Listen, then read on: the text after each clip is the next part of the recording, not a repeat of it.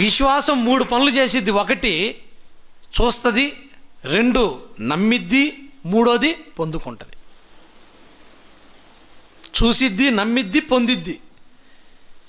ఇది విశ్వాసం ఉన్నటువంటి వ్యక్తుల జీవితాలు ప్రియులారా.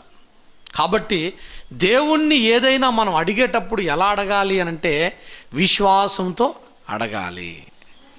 విశ్వాసంతో అడగాలి. ఎందుకంటే ఆయన చేయగలడు కదా.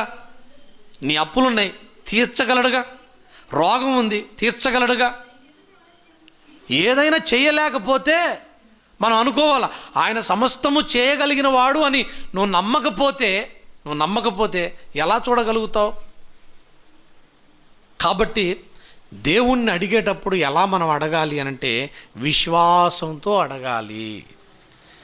కొంతమంది ప్రార్థన చేస్తారు, ఏదో అడిగాంలే అన్నట్టుగా అడుగుతూ ఉంటారు. విశ్వాసం ఉండదు, వాళ్ళకి విశ్వాసం ఉండదు.